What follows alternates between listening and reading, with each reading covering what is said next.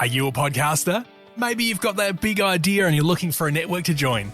The multi-award-winning Ozcast network can get your content to eyes and ears all over the world. Join now for the first month free, and you could be featuring this sound at the beginning of your podcast. Ozcast. Simply head to ozcastnetwork.com for details.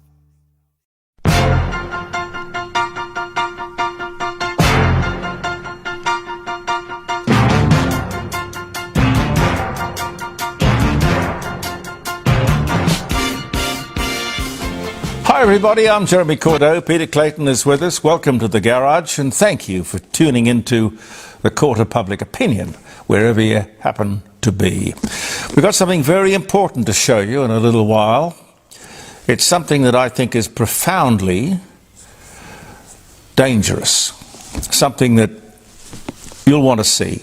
And I'm not going to let it go. I'm going to keep on talking about it because it's just symptomatic of what's going on in the world today here in Australia, all this woke political correctness and crap that's going on. I've got a trivial question for you first up.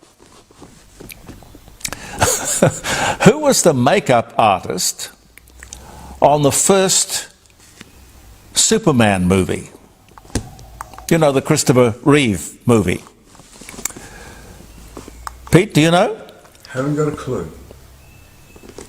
Believe it or not, the makeup artist on the first Superman movie was Lois Lane. Don't you love that? I do. And it's true. You can check it. But, you know, it's a good trivia question. Now, look, can you clear up something for me? In the UK, I'm told, in heavily Muslim populated areas, no dogs are allowed. And I said, what? That's not possible. But my caller said, I'm sorry, Jeremy, it's part of Sharia law. And she said it's happening here in Australia. And you can see it in southwestern Sydney, particularly dogs are not allowed. Have you heard of this? You know, when people can contact you and message you with things and you don't really know whether it's real or true or not. But, you know, come Friday, if you've got some personal experience of that, I would really like to know. On Friday, live streaming from the dining room table, jeremycordeaux.com, 9 o'clock till 12. Call me on 0491 65 68 60. And tell me if you know anything about that. Dogs? What would Muslims... Pete, have you ever heard of anything like that? Well, I haven't, but nothing would surprise me as far as... Muslims don't like dogs? Why? I mean, what's that got to do with anything? Anyway, if you've got some info on that, please tell me. Here's something interesting. I saw this and I thought I'd repeat it for you. Our world is not divided by race, colour, gender, or religion. Our world is divided into wise people and fools. And the fools divide themselves by race, colour, gender, and religion. I rather like that. I cannot attribute it to anyone. I don't know who said it. But gee whiz, I think that's quite profound. Well done to all our Para-Olympians. Fantastic effort. 18 gold, 17 silver, 28 bronze. You all get the yay for the day. Pete, have you got a yay for the day that you can throw in there? No. No, I haven't. Well, just yay for the day. Congratulations to the South Australian Premier, Peter Malinauskas, for putting forward a ban on kids using social media. Kids under 14. He wants it to be national. Good thinking. This is all about duty of care. A statutory duty of care. Yet when you look at this, which I'm about to show you, when you look at this, It's a book called Welcome to Sex. It's a book written by Yumi Steins, a graphic sex ed book for kids as young as 8. 8! It teaches porn, sexting, and other, what I would call generally unsafe sex acts and practices. In my opinion, it is totally inappropriate, outrageous. And this book, listen, this book has been shortlisted to win the Prime Minister's Literary Award for the year. A total disgrace. Now, I'm working to find out if this publication had any government money in it. We know it certainly has government support. Where is the media on this? Have you heard anything about this? Now, I haven't got a copy of the book with me, but we will, by Friday, have one to talk about around the dining room table, because we have Kevin Donnelly, who's one of the great educators, he well known to people in South Australia. He I'm dying to hear what he would say about this. But where is the media? Where is the opposition on this? I don't know. They probably don't know about it. Do all these guys, people approve? Kids as young as 8 are the target market for this book. It's been shortlisted for the Prime Minister's Literary Awards, a sex manual for 8-year-olds. Scissoring. Well, let me tell you. Scissoring, which is what I believe lesbians do a lot of, masturbation, anal sex. We're talking 8-year-olds. It's all here. Intimate things that I don't think I saw or even understood or even heard about until I was probably 30 years old. This is for 8-year-olds. Look, if you think I'm crazy, Pete, you've got the grab, haven't you? Yes, well, we'll put that in, yeah. We will put that in here. Yeah. We'll show you this stuff. They're obviously proud of what they've produced in this book, but it's what our government thinks that is the problem. You see, they think it's social media that is a big problem. This, ladies and gentlemen, is a hell of a lot worse. And keep in mind, it's pitched at 8-year-olds. Have a look. Welcome to Sex, a book sold at Big W and marketed towards your children. And it says so on the very first page, whether you're an apprehensive 11-year-old. Size matters, talking about penis size. Scissoring, complete with illustrations. The lowdown on anal sex. Fingering. How do you finger someone? Again, complete with illustrations.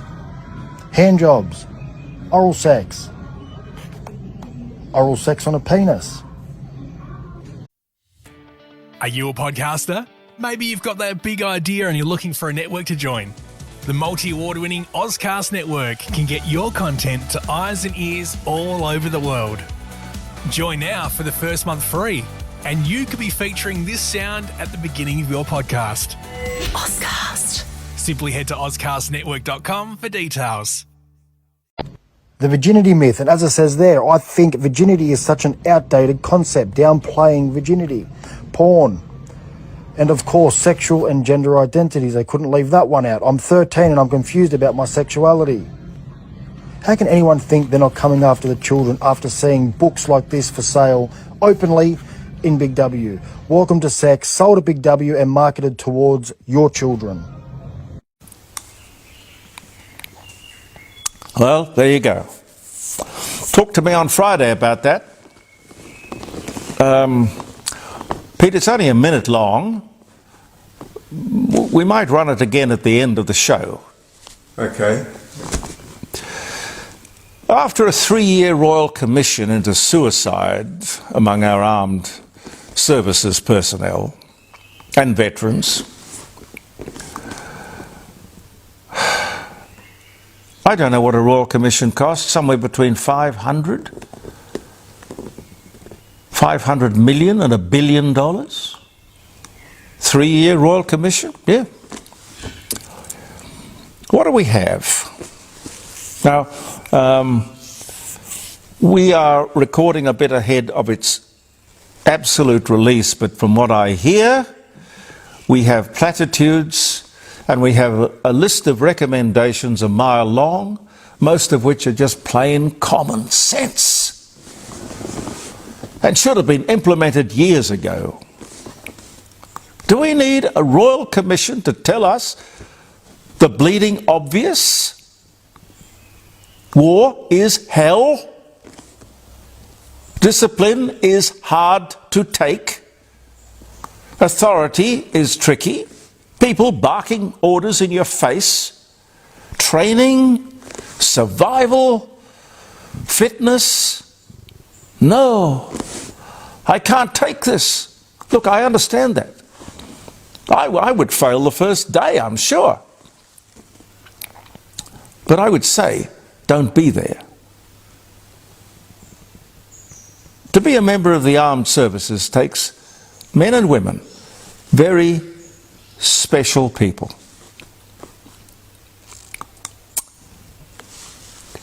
Not necessarily tough, not brutal.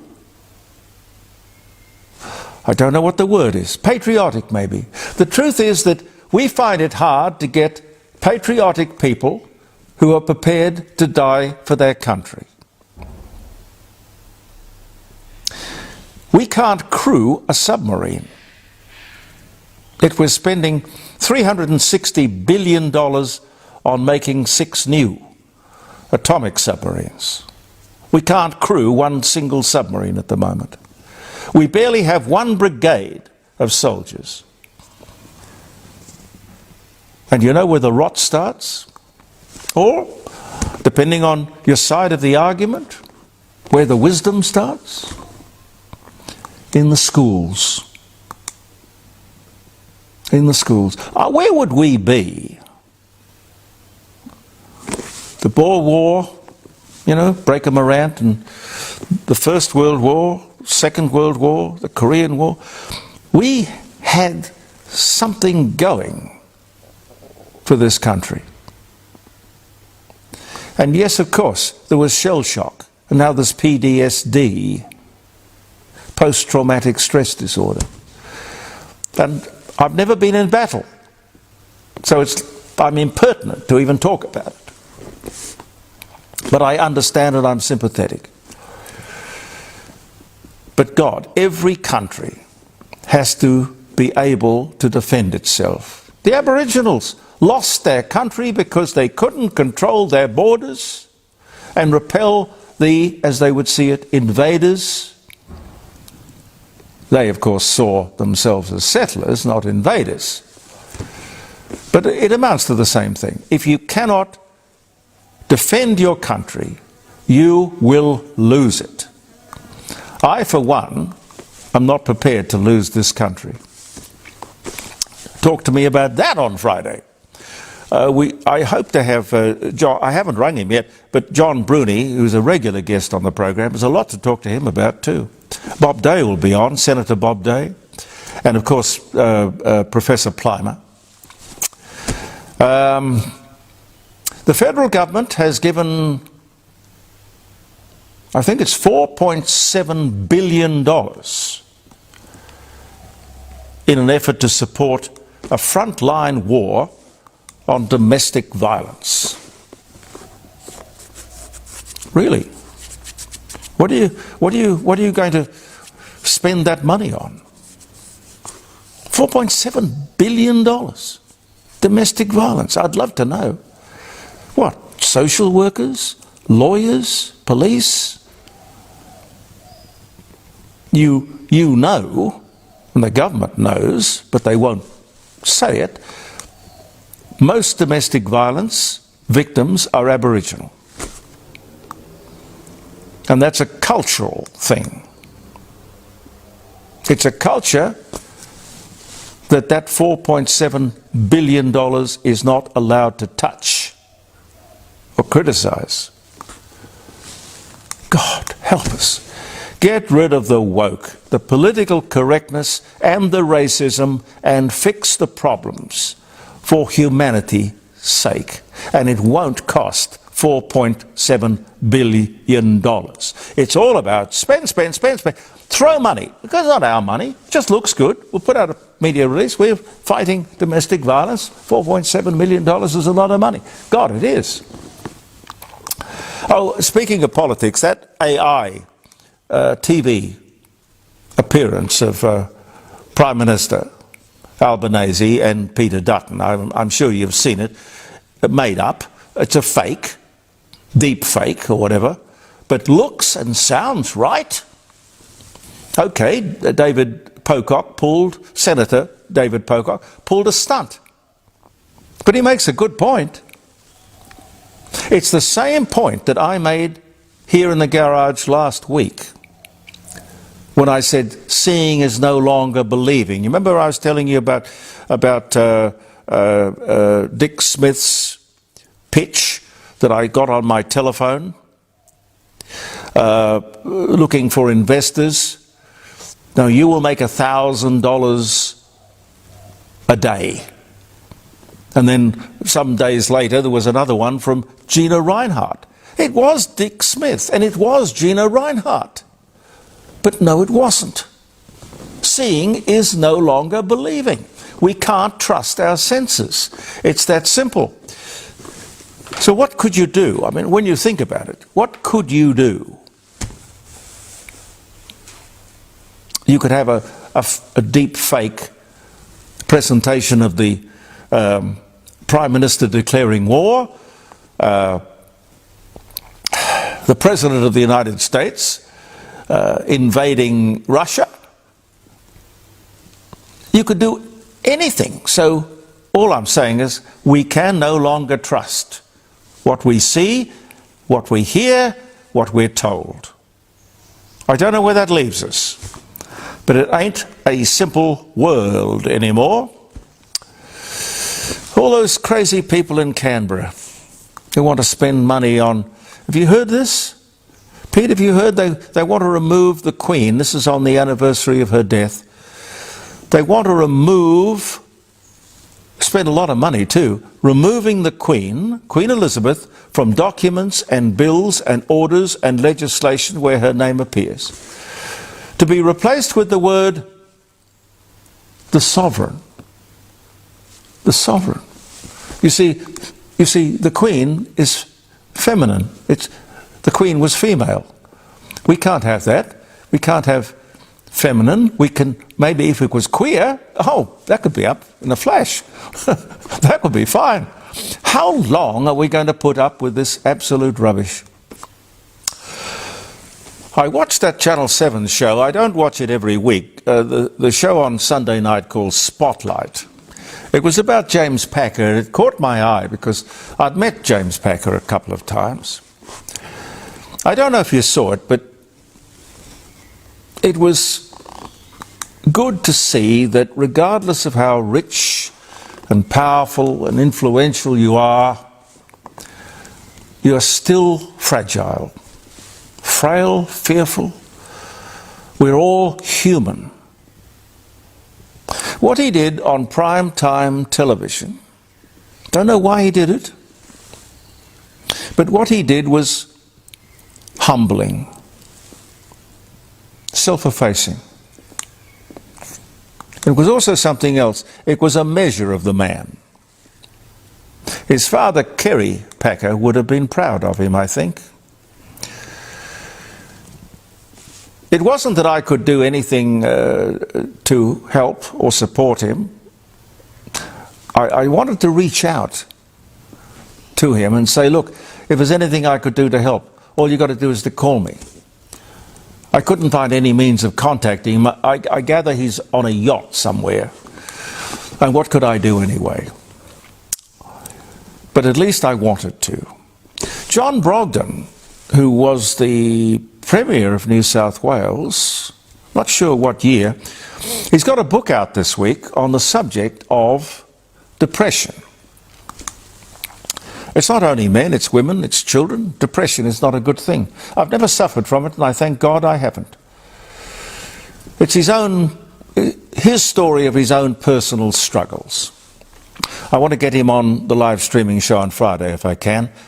I'll let you know. Bill Shorten heads for a cushy job in academia. $1.2 million a year. And he leaves behind the disastrous NDIS, with the assurance that it will only grow by 8% a year. Are you a podcaster? Maybe you've got that big idea and you're looking for a network to join. The multi-award-winning Ozcast network can get your content to eyes and ears all over the world. Join now for the first month free, and you could be featuring this sound at the beginning of your podcast. Ozcast. Simply head to ozcastnetwork.com for details.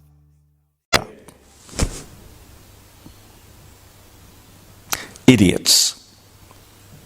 How can the disability sector grow by 8% a year in and year out? It's not possible. I tell you what will grow, the bureaucracy. They already employ 400,000 people. Do you believe that? Can you get your mind around that? 400,000 people. If for nothing else, I'd kick that government out of office on the strength of the NDIS. It is a demonstration of complete incompetence. And if you put that together with their energy policy, Aboriginal affairs, education, refugees and immigration, border protection, and of course the big kahuna, which is the economy. But unbelievably, according to the insiders on the ABC, well, I mean, it is the ABC, isn't it? But according to the insiders, Liberal and Labor are neck and neck, 50-50. Are we that stupid? I don't know. I have no idea. Look, we'll find out sort of March of next year, I suspect. Just before I give you the dates, just quickly, this beautiful Jimmy Elder, one of our sponsors, Jim Elder Fine Art, important Australian paintings auction, was up on this last Sunday. Just wonderful paintings. And this is why I sit here and as a promoter of Jim Elder, I remind you that he is always looking for important Australian and overseas art and artists. And if you want an appraisal, absolutely free, no obligation, he will come and look at a painting and tell you honestly what it's worth. And if you want to sell it, he will get you the best price possible. And he, of course, sells paintings all over the world. Let me give you a phone number here. 8267-2869. Okay? 8267-2869. They're there Monday, Tuesday, Wednesday, Thursday, Friday. I think it's from 10 o'clock until 5. Beautiful, beautiful gallery, art gallery.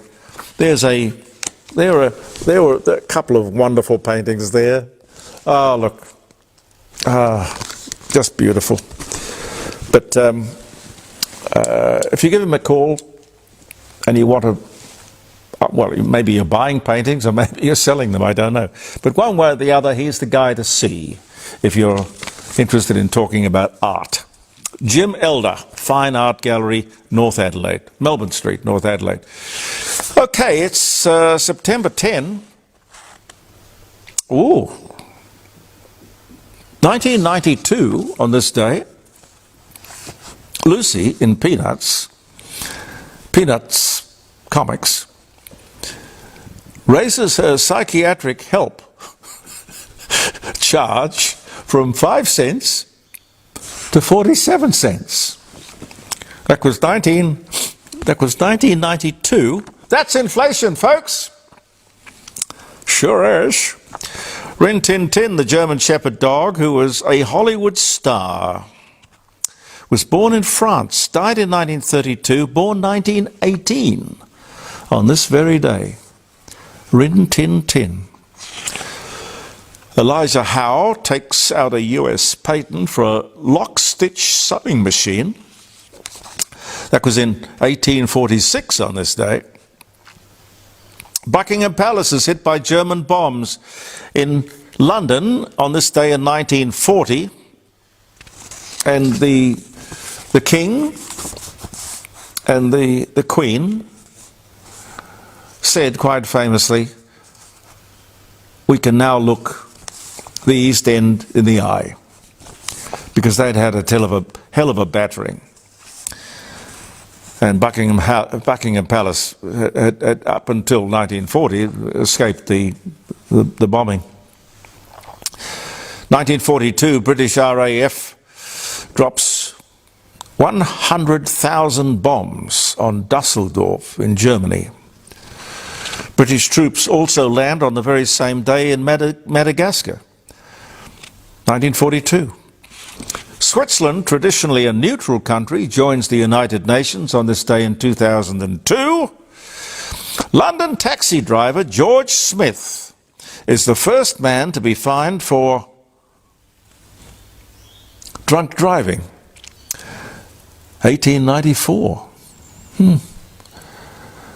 Mike the Headless Chicken is decapitated in Colorado. He survives for another 18 months before choking to death. 1945 was the year. I have no idea how that got into my dates. Mike the Headless Chicken. God. Neil Diamond has his first Billboard chart success with the single Cherry Cherry, this day 1966.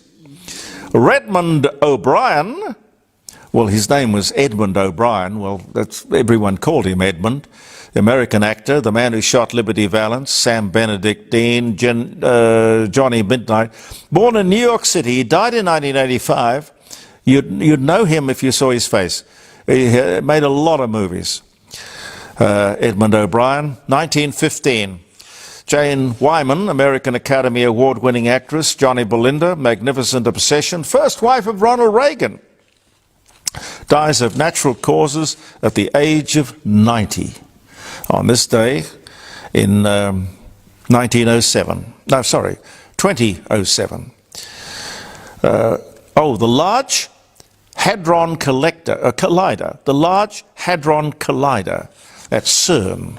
Described as the biggest scientific experiment in the history of mankind, is powered up in Geneva, Switzerland.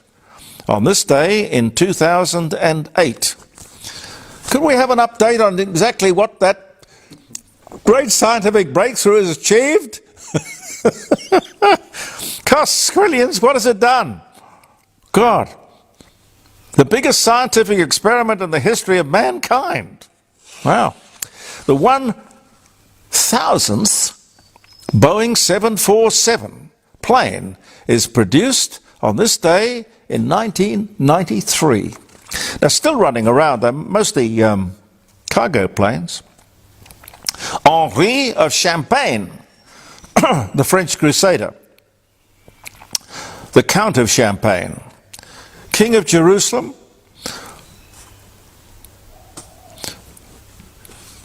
falls out a window to his death at the age of 31. Strange. 1197 on this day. I wonder if champagne had anything to do with it. 1960, Colin Firth, English actor, Bridget Jones' Diary, Pride, Prejudice, King's Speech, born this day, 1960. American Ferrari driver Phil Hill wins the Italian Grand Prix at Monza to clinch the F1 Drivers' Championship, 1961 on this day.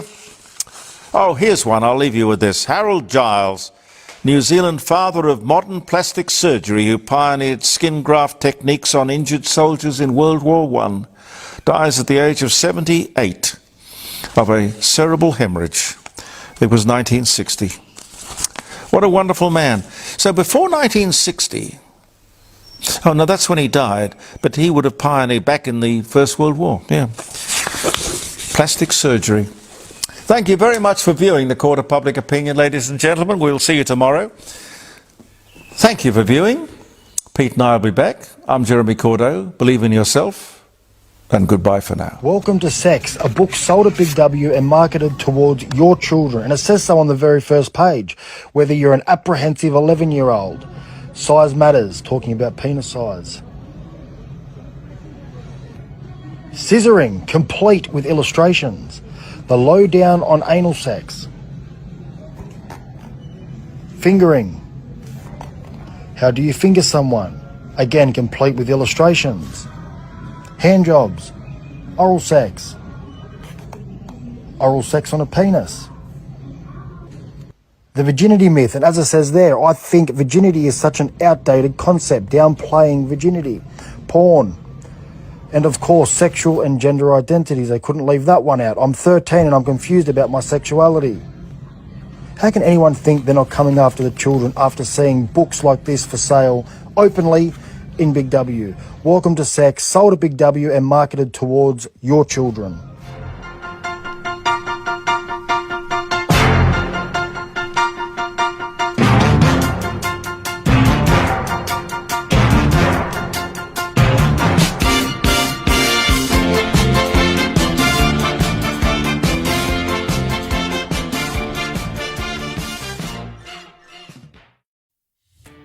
Are you a podcaster?